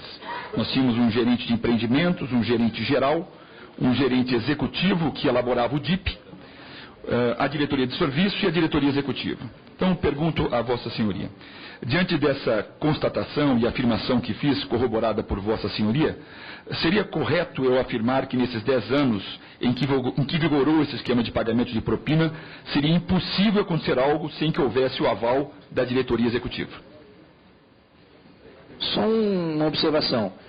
Os contratos, dependendo do valor, tá, eles vão para a diretoria executiva, podem ser fechados a nível de diretor, pode ser fechado a nível Eu me refiro aos que chegavam. Os que chegavam, com certeza. Portanto, posso concluir que o presidente da diretoria executiva, nos casos que chegavam até ele, tinha conhecimento desse esquema? Não. Porque eu falei, esse esquema era assim, out, era fora, né? Esse esquema era fora da companhia. Né? Quer dizer, era impossível saber se aquele contrato tinha ou não tinha, porque tinha vários contratos que não tinha esquema nenhum. Então, eu acredito que seria impossível separar o joio do trigo. Só sabia quem estava envolvido. E eu falei isso na delação premiada. Então, o contrato da área do EP, que o diretor Guilherme Estrela não sabia de nada. Não, eu entendo, mas veja, a partir do momento que Vossa Senhoria e tantos outros foram indicados politicamente, Vossa Senhoria se sentava junto com João Vacari, que era o tesoureiro do PT, para definir percentuais de propina, me parece que fica claro que tinha um monitoramento externo à Petrobras sobre esses valores, porque envolviam partidos da base aliada. Não é possível que tudo isso se passasse sem que não houvesse qualquer monitoramento de fora, até porque os próprios diretores já eram indicados com esse propósito. Está certo o meu raciocínio? Olha, eu não fui indicado politicamente. Eu já falei aqui. Não, os diretores. Vossa Senhoria foi por competência técnica. O que eu afirmo é que, por exemplo, se era um contrato que tivesse na diretoria executiva, que era da área do abastecimento, tenho certeza absoluta que o diretor Paulo sabia e o diretor Duque sabia. Do esquema? Se era um contrato da Gás Energia, o diretor Duque sabia. Se o diretor de Gás e Energia sabia ou não, eu não sei dizer. Tá? Entendi perfeitamente. No EP provavelmente não sabia. Entendeu? Bom, desde a deflagração da Operação Lava Jato, vários são os depoimentos em que Vossa Senhoria declara que esse esquema criminoso foi orquestrado de fora para dentro. O Doleiro Youssef, por exemplo, numa das suas passagens enquanto colaborador, disse, abre aspas, Indagado quanto a quem se referia em relação ao termo Palácio do Planalto conhecia tudo, esclarece que tanto a Presidência da República, a Casa Civil, Ministro de Minas e Energias, tais como Luiz Inácio Lula da Silva, Gilberto Carvalho, Ideli, Gleisi Hoffmann, Dilma Rousseff, Antônio Palocci, José Dirceu e Edson Lobão, entre outros relacionados. E continua o senhor Youssef, quando indagado, o Planalto sabia de tudo, responde, ou melhor, mas quem do Planalto? Ele responde, Lula e Dilma. Por fim, quando foi indagado sobre um outro assunto, o Youssef chegou a afirmar textualmente, abre aspas, em primeiro lugar, eu quero deixar claro para Vossa Excelência e para o Ministério Público que eu não sou o mentor e nem o chefe desse esquema, como vem se mencionando na mídia. Eu sou apenas uma engrenagem desse assunto que ocorria na Petrobras. Tinha gente muito mais elevada acima disso, inclusive acima do Paulo Roberto da Costa, no caso dos agentes públicos. Esse assunto ocorria nas obras da Petrobras e eu apenas era um dos operadores. Essas colocações me fazem chegar à seguinte conclusão. Veja se Vossa Senhoria concorda. Que a magnitude desse esquema montado de forma sistêmica, de forma organizada, como Vossa Senhoria mesmo disse, a partir de 2003 ou 2004, com percentuais previamente definidos para cada partido que participava da arrecadação, evidencia minimamente que esse esquema de corrupção atendia a interesses de governo que viam os partidos da base aliada atendidos. Essa afirmação está correta? Olha, é percepção de Vossa Senhoria mesmo. Não, é o que eu falei, a divisão da propina, até onde eu sabia, ia para o PP e mais recentemente, PP-PMDB, no caso do diretor Paulo Roberto Costa, né? E no caso do diretor Renato Duque, atendia o PT. Né? É isso que eu sabia e que eu vivenciava. Ou seja, eram partidos da base aliada e, portanto, atendiam os interesses do governo nessa divisão. A percepção de Vossa Senhoria. Mas também apareceram gente de outros partidos aí nas delações do não tem problema algum. Não tem problema algum. Eu não sei. Do Youssef não, do Youssef não. Do Paulo Roberto. Também não. Foi apenas de um policial que foi preso, chamado Careca, que aliás foi negado. Mas foi negado pelo senhor Youssef. A minha pergunta é outra. Veja, o senhor participou tantos anos desse esquema. O senhor se sentava à mesa com o senhor João Vacari discutindo valores de propina. O João Vacari, relator, era tesoureiro do PT. Assusta, Vossa Senhoria, a minha pergunta se o esquema atendia os interesses de governo? Não, o João Vacari, eu realmente sentava com ele e discutia mais recentemente, né? Mas eu não me envolvia nessa parte do que ele ia fazer com o dinheiro, se era para ele, se era para o partido. O rótulo era PT. Perfeito. Satisfeito. Com relação ao depoimento prestado por Vossa Senhoria, em vários momentos Vossa Senhoria relata a participação do João Vacari, inclusive com percentuais. Num deles, Vossa Senhoria chega a afirmar que ele estipulou que o percentual para ele era X na época da Sete Brasil, e Vossa Senhoria chegou a discordar, achou que era um valor elevado e pegou 0,1% desse valor para Vossa Senhoria. Está correta essa minha afirmação? É fato. Ou seja, ele quis um valor que no seu entendimento era demasiado para o PT e Vossa Senhoria pegou 0,1% desse valor pegou para si mesmo. Está correta essa afirmação? Está correto. A conclusão que eu chego é que o João Vacari Neto operava para o PT, e aí Vossa Senhoria não saberia dizer se era com contas no exterior, se era pagando ou não, mas ele operava em nome do PT. Sim. E esses repasses ocorreram entre fevereiro de 2003 e 2004, até o período em que Vossa Senhoria deixou a empresa. Isso eu já não sei dizer, né? Porque no começo o tesouro do partido era o Delúbio, né? Não para ele. Entendi. Depois, eu nunca tive contato com o Delúbio. Eu tive contato mais recentemente com o João Vacari. Quando Vossa Senhoria respondendo uma pergunta do relator, apenas para esclarecer que Vossa Senhoria disse, olha, eu não sei exatamente, Vossa Senhoria não sabe exatamente se o Vacari recebia em espécie, em conta no exterior, ou via doação. Mas Vossa Senhoria não tem dúvida de que ele, enquanto tesoureiro do PT, recebia um percentual, sim, da propina da Petrobras. Essa dúvida não existe. Não, o que eu tenho certeza é que a gente aceitava Sentava para fazer o acordo. E num desses acordos, Vossa Senhoria chegou a discordar e pegou 0,1% para Vossa Senhoria, porque achou que ele estava pegando demais. Isso foi no caso da Sete Isso, Brasil. Mas aconteceu. Aconteceu. Em seus depoimentos, Vossa Senhoria fez questão de frisar que também nas obras da refinaria Abreu e Lima houve ação por parte do cartel, numa das falas de Vossa Senhoria. Pois bem, tem uma passagem da delação do Paulo Roberto Costa, na qual ele diz que enfrentou dificuldades aqui no Congresso, porque teve o parecer do Tribunal de Contas da União contrário às obras. E na época ele mandou um e-mail para a então ministra da Casa Civil, Dilma Rousseff. E, por consequência, ato inegavelmente consequente, o presidente Lula vetou todas as restrições que o Congresso impôs às obras de Abreu e Lima, os valores. Vossa Senhoria saberia apontar, Vossa Senhoria saberia dizer se este seria um ponto que Vossa Senhoria tem conhecimento, que poderia levar ao conhecimento do Planalto de que questões de interesses partidários eram resolvidas dentro da Petrobras? Essa seria uma demonstração de que, pelo menos a demonstração de que, pelo menos a certeza de que na Petrobras se discutia os assuntos de interesse da base do governo, tinha conhecimento, Palácio do Planalto? Olha, eu lembro dessa correspondência que a Vossa Excelência se refere, e quando eu li o e-mail, né, saiu na imprensa, eu interpretei de uma forma diferente o e-mail. Eu interpretei o diretor Paulo pedindo uma ajuda, porque o TCU, ele tem uma atuação forte dentro da Petrobras, muito detalhada, muito detalhista, ele vai nos detalhes de quantitativos, né? E o TCU é bastante rigoroso. Só que muitas vezes é um rigor excessivo, porque aí passa-se anos e a gente fica com um processo lá, 8, 9 anos, até demonstrar que era correto. Né? Na maioria das vezes isso acontece.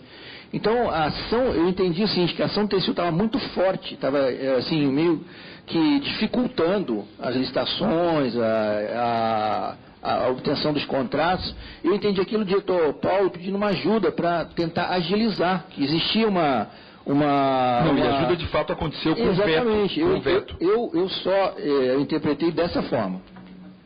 Vossa Senhoria, seria correto eu afirmar, por tudo que Vossa Senhoria disse até agora, que antes de 2003, essa distribuição de tarefas que foi desvendadas aí pela Operação Lava Jato, entre agentes públicos, agentes privados e políticos, com divisão de valores e percentuais, nada tem a ver com a relação dita por Vossa Excelência em 1997, quando fez uma relação pessoal com a SBM, ou seja, são coisas completamente distintas. São distintas. Mas eu não sei, então, o que eu falei, eu não sei falar sobre o que acontecia, por exemplo, na esfera da gerência executiva de engenharia. Não, era apenas, era mesmo, eu não participava. É porque aqui, para nós, ficou muito claro que se Vossa Senhoria dissesse que esse esquema de percentual, de partidos, de clube, cartel, Vossa Senhoria participava, que em algum momento o PT quis dizer, Vossa Senhoria já participava desde 97, essa CPI retroagiria, e eu mesmo pediria isso. Mas ficou muito claro para mim, em todos os seus depoimentos, que a sua relação foi pessoal em 97 e foi institucional a partir de 2003. É isso? É como está no depoimento. Então também seria correto afirmar que antes de 2003, Vossa Senhoria não participou de qualquer engrenagem semelhante a essa que foi descoberta pela Lava Jato. Sim. Excelência tem 30 segundos até a Assembleia.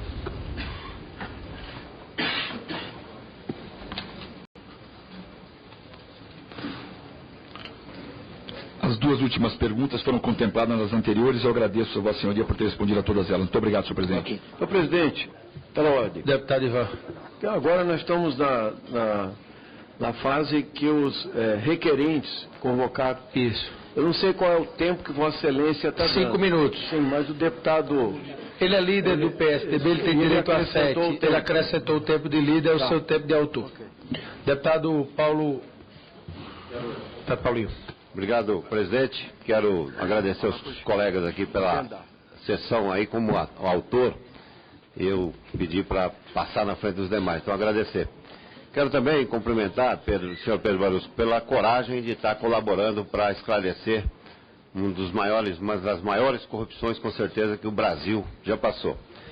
Eu vou fazer apenas 5 perguntas ao senhor, mas eu fiz uma conta aqui enquanto o senhor estava falando, e até para as pessoas terem ideia, porque a gente fala de milhões, bilhões, ninguém tem ideia do tamanho que é isso. Eu fiz uma conta para as pessoas entenderem, talvez melhor.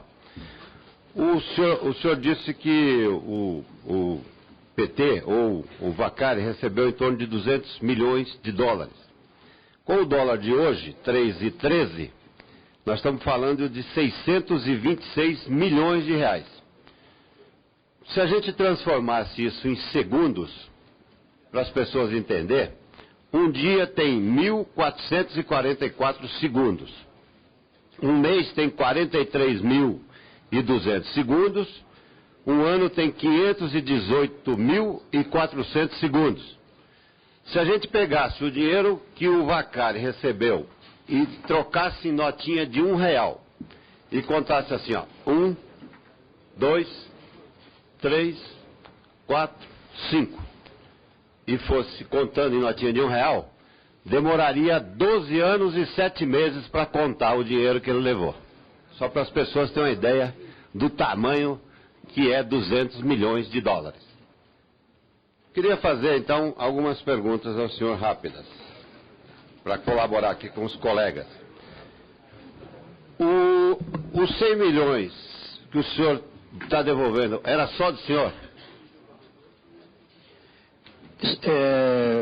Sim, mas tem um detalhe assim, que é importante, porque eu recebia, né, durante todo esse período, fui recebendo algumas coisas relativas a propinas e comissões endereçadas diretamente a mim, e algumas que eu recebia em nome do diretor Renato Duque. Né? Então eu fui acumulando isso ao longo desse tempo todo e que culminou com esse valor.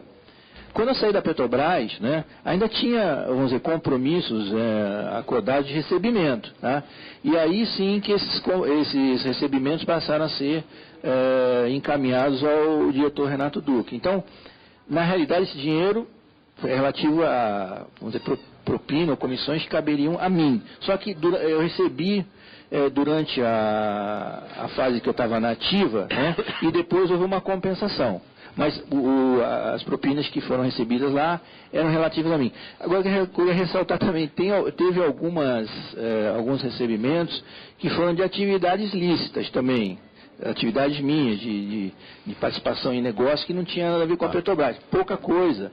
Só que fica muito difícil separar uma coisa da outra, e no meu acordo de delação premiada, o Ministério Público falou, não, você vai devolver tudo, eu devolvi tudo. Né? Então, a segunda pergunta era isso, o senhor está devolvendo tudo que o senhor tinha? Tudo, porque tudo que eu recebi praticamente foi lá fora, então não há o que discutir, é melhor passar a régua e devolver tudo. Só para a gente esclarecer no futuro, o senhor tem outras contas no exterior? Não. Eu sempre operei na Suíça, inclusive é bom esclarecer, porque saiu muito na mídia, né, que quando houve o início da Lava Jato, que eu tinha ido para a Suíça para tirar o dinheiro da Suíça. Tal. Não, eu fui efetivamente para a Suíça, mas por um outro motivo. Eu estava tentando arrumar as contas, tentando salvar alguma coisa, mas no sentido de que já foi comentado aqui, eu tenho problema de saúde, eu já queria tentar arrumar essas contas de alguma forma, então eu fui lá para tentar dar uma arrumação, fechar algumas contas, mas eu não saí da Suíça, eu saí de bancos suíços para bancos suíços, tanto que foi tudo bloqueado, né? Algumas contas não foram bloqueadas e eu apresentei ao Ministério Público contas que não estavam bloqueadas e vamos dizer assim, peguei tudo que tinha na Suíça e devolvi. Tá? Eu tive uma conta nos Estados Unidos, mas foi uma conta pequena durante um tempo, com 70 mil dólares, que foi dinheiro enviado oficialmente via Banco Central e depois voltou, que não tem nada a ver com isso. Como está acabando o meu tempo, fazer duas então ao mesmo tempo. Primeiro, a sua família também não tem, rapidinha. Não. Segunda, o senhor tem conhecimento se os outros envolvidos, tipo Renato Duque, Vacari, tem conta no exterior?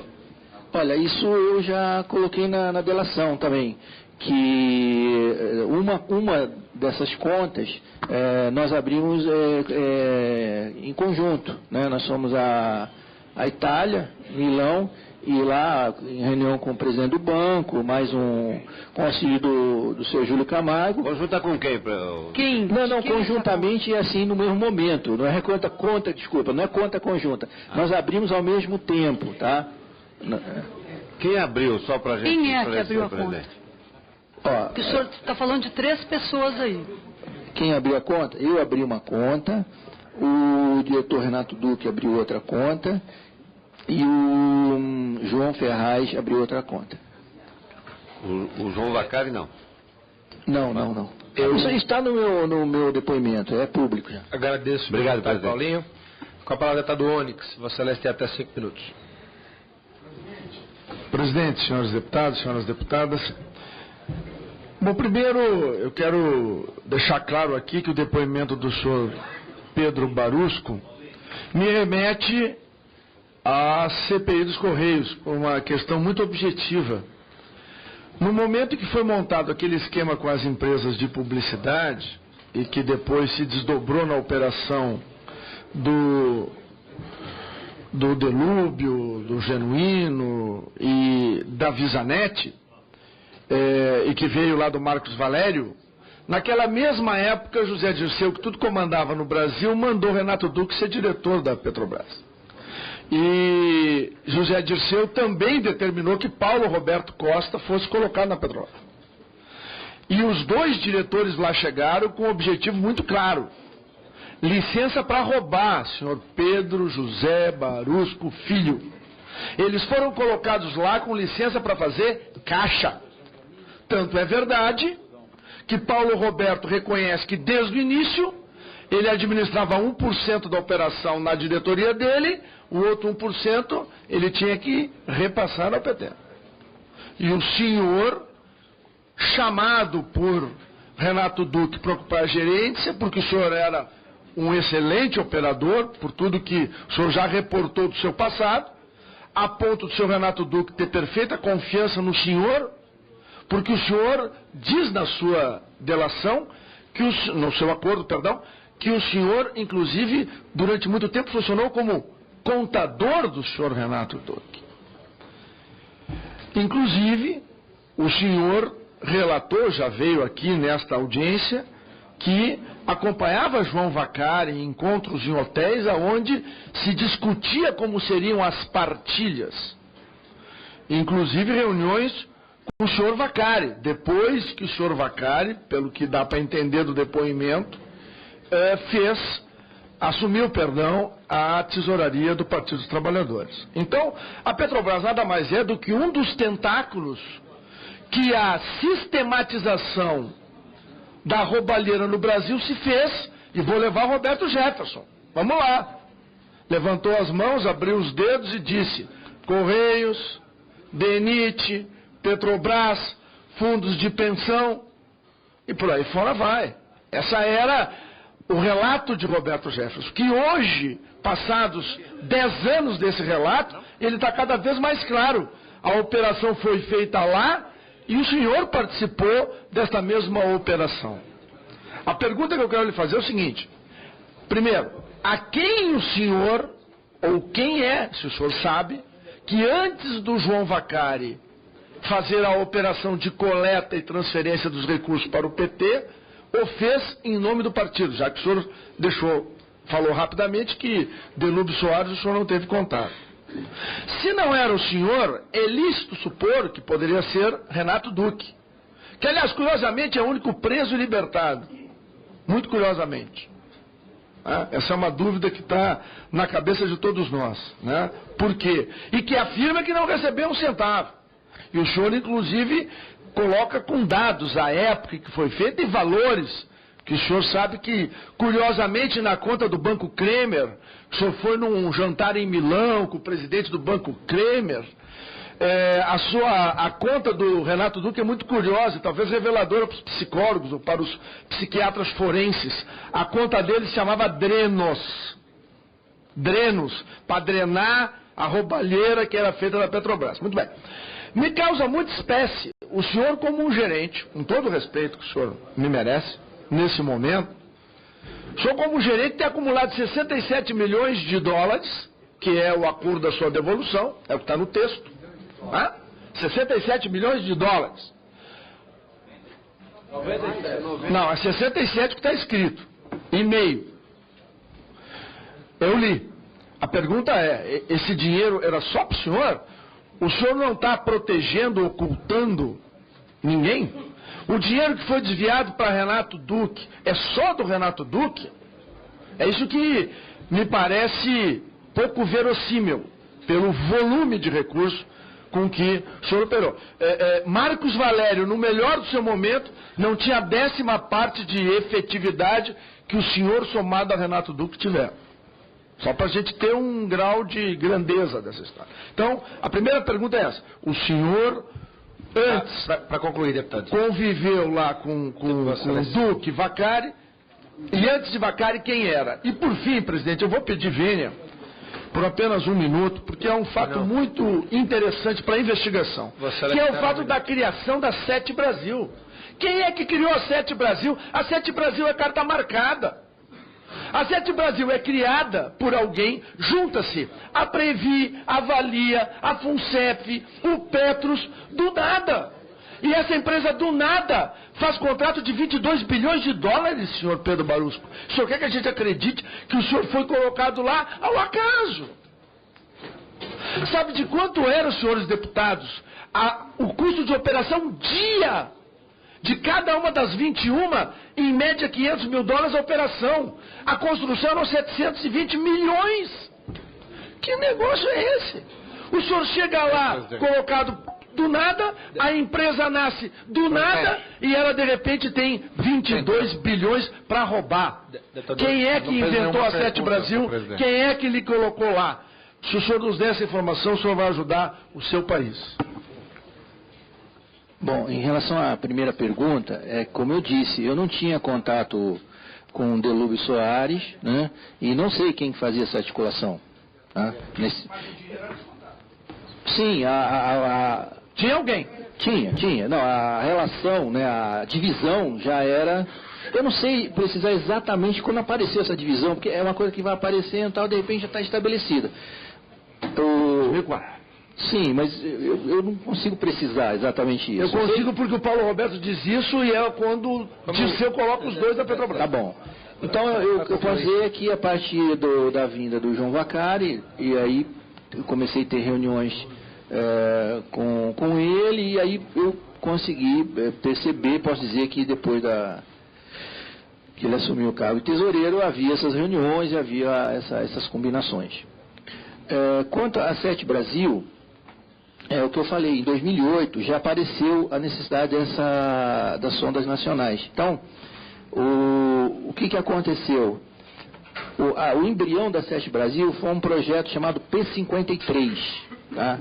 Onde nós aplicamos a mesma estruturação que foi feita para a Sete. Só que a Sete foi em grande escala. Nós já tínhamos, vamos dizer, o projeto piloto da estruturação financeira, que foi aplicado no programa P53, que foi um projeto que deu bom resultado, né? Então, o João Ferraz e eu vimos, tá, que, usando aquela estruturação financeira, aquela estruturação do projeto financeiro e tal, a gente poderia ter bons resultados na obtenção de preços. O que pede ser 500 mil dólares por dia a sonda, esse é o preço do mercado internacional. É até um preço barato, competitivo. Tá? É caro mesmo, mas é fato. É um preço alto, mas é um preço assim, barato para esse tipo de serviço no mercado internacional. Então, foi montado esse esquema financeiro todo com as SPEs e tal, e foi feita uma primeira licitação dentro da própria Petrobras, que ganhou o Estrela Atlântico Sul, as primeiras 7 plataformas. Tá? E aí surgiu a necessidade, tá? Aí tem uma série de fatores, por exemplo, a capacidade de investimento da Petrobras. Se a Petrobras tomasse aquelas plataformas diretamente, aquilo ia gravar balanço na hora. Tá? Então se precisava financiamento extra, ou seja, um financiamento adicional. A Sete Brasil não gravava ou não grava balanço de endividamento da Petrobras. Né? Era uma forma de obter financiamento e implantar aqueles projetos. Era uma forma de finalmente fazer essas plataformas no Brasil, coisa que não era feita até aquele momento. Né? E quem que trabalhou, tanto na 53, nas primeiras 7 plataformas lá dentro, por isso que chama 7 Brasil, por causa das primeiras 7 plataformas que foram contratadas na Petrobras.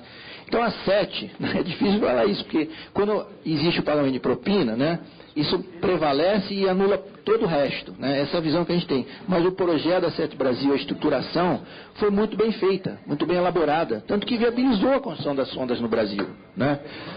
O problema que houve, e exemplo do que aconteceu na Petrobras, é esse pagamento de propina. Isso realmente é lamentável, mas isso não viabiliza ou não tira o mérito do resto do projeto. Foi um projeto onde se juntou grandes acionistas que tinham capacidade de investimento e podiam aportar, veio o BNDES dando apoio, quer dizer, foi um projeto que envolveu vários agentes da sociedade.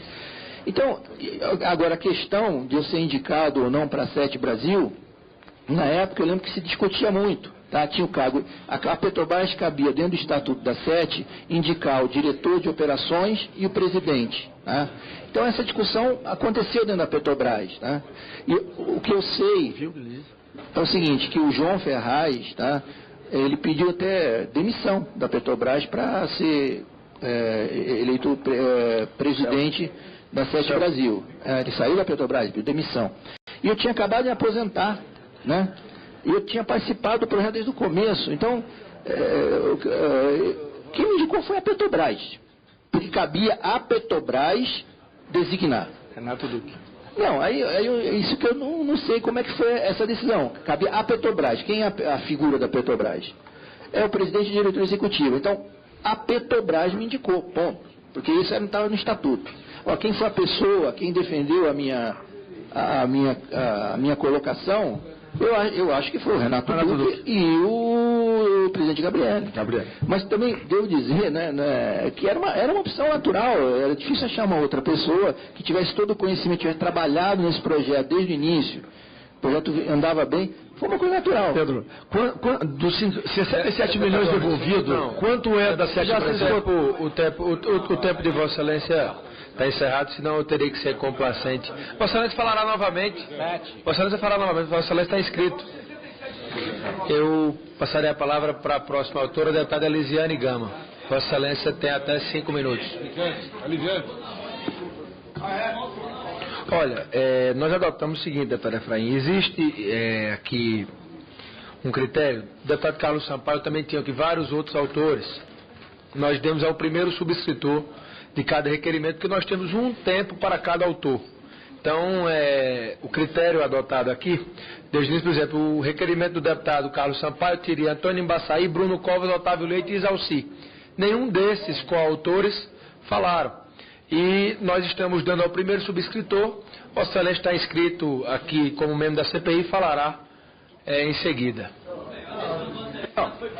Foi perguntado sobre a questão de procedimento e Vossa Excelência afirmou que todos os subscritores falariam. Já que Vossa Excelência está tomando essa decisão e já teve precedente, eu não vou contestar, mas Vossa Excelência não esclareceu isso de forma prévia. Presidente, só registrar, presidente, uma pergunta. Pois não. Vossa Excelência está seguindo a ordem do... Sugeria a todos nós aqui que, compreendendo a condescendência de Vossa Excelência com o pedido do deputado Paulinho, que isso não vire regra. Porque senão o deputado pede para falar antes, sai, não fica até o final, não debate, nada contra o deputado Paulinho, mas que essa exceção seja única. Não será a regra, deputado Florencio. Tanto é que nós comunicamos previamente, houve a anuência dos autores em aceitar. Eu aceitei. O deputado Onyx, que era em seguida, não, sem dúvida. Não tenha dúvidas que manteremos a ordem restrita da ordem dos requerimentos. Deputada Elisiane, eu quero pedir, venha Vossa Excelência, deputado Mendonça, requisitou a palavra como líder. Ele tem precedência. Vou passar a palavra ao deputado Mendonça, seguido por Vossa Excelência. Senhor presidente, senhores deputados e senhoras deputadas, eu quero cumprimentar o depoente, vou ser bem objetivo aqui na minha participação. Já percebi aí a palavra do depoente, senhor Pedro Barusco, a respeito da 7 Brasil, que vive uma crise muito grave, uma crise financeira tremenda. Evidentemente que o propósito inicial 3 milhões? Que justificou a criação da Sete Brasil foi o mais nobre possível. Mas foi desvirtuando e perdendo o caminho original de ser uma empresa que pudesse intermediar e viabilizar grandes contratos e a implantação de serviços ao máximo na área de petróleo aqui no Brasil. Qual é a sua avaliação hoje da Sete Brasil? Ela quebra, mas não quebra. O governo, inclusive, recebendo pressão da presidente Dilma, segundo relatos dos jornais, para que o BNDES empreste dinheiro para salvar a Sete Brasil. A Sete Brasil foi contaminada por esse ambiente de corrupção. O senhor acha, o senhor como delator de todo esse ambiente de corrupção envolvendo a Petrobras, silêncio ao plenário? O senhor acha que é justificável uma empresa que hoje... Deputado Mendonça, um minuto. Eu queria pedir silêncio ao plenário para que o questionamento do deputado Mendonça e a resposta do senhor Barusco, possa ser aí entendido por todos presentes. O senhor acha que a Sete Brasil é absolutamente contaminada e que foi parte dessa engrenagem, deveria merecer mais aporte de recursos públicos, sendo talvez a engrenagem mais relevante nesse esquema de desvio de recursos da Petrobras? Olha, eu acho que essa pergunta cabe até para a Petrobras, né? Porque nós estamos falando de pagamento de propina. Isso aqui, em nenhum momento, por exemplo, eu neguei, falei a relação dos contratos e tal. Mas a gente acha que por causa disso, todo o resto está errado. Não é isso. A Sete, tá? O projeto é muito interessante, o projeto é um projeto inteligente, uma estruturação que viabilizou. Só que ele tinha um detalhe, era muito dependente, né, obviamente, do financiamento do BNDES, extremamente dependente, né? E com a descoberta, né, ou a informação de que houve pagamento de propina nos contratos junto aos estaleiros, né, os agentes financeiros se retraíram, né? E se não houver aporte dos recursos que estão previstos, que está no orçamento, está no planejamento, a Sete pode realmente quebrar, né? Pode vir a não ter condição de honrar os compromissos. Então, eu acho que tem que separar o que houve de errado, né? Eu inclusive, mostrei o que foi pago de propina, né? Eu não tenho o valor exato, mas no máximo 10 milhões, tá? No máximo. E parou. Então, isso está errado, mas a gente está falando de um contrato só de construção, 24 bilhões, e de operação, 80 bilhões. Então, são contratos que trouxeram o estaleiro Kawasaki para o Brasil, estaleiro Jurong, estaleiro novo no Brasil, propiciou a reforma do estaleiro Keppel, dando condições do estaleiro Atlântico Sul se perpetuar. Quer dizer, é um projeto estruturante, com uma geração de emprego enorme, que está sendo ameaçado porque houve um pagamento de propina que chega no máximo a 10 milhões. Essa é uma questão muito delicada. Senhor Pedro, com relação ao pagamento de propina, o senhor disse que estimou que o Vacari Neto deve ter recebido entre 150 e 200 milhões de dólares de propina.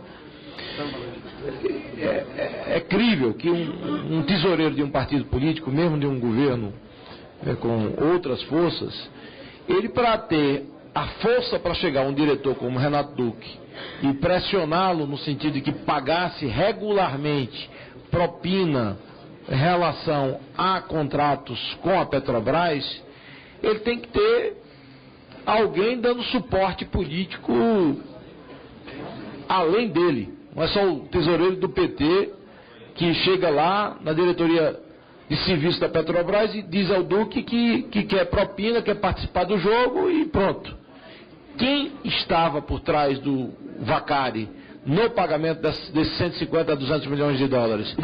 Alguma dessas conversas, quem dava o suporte político para que ele pudesse chegar com essa autoridade junto à Petrobras para cobrar tanto dinheiro de propina, de acordo com o esquema que foi delatado por Vossa Senhoria?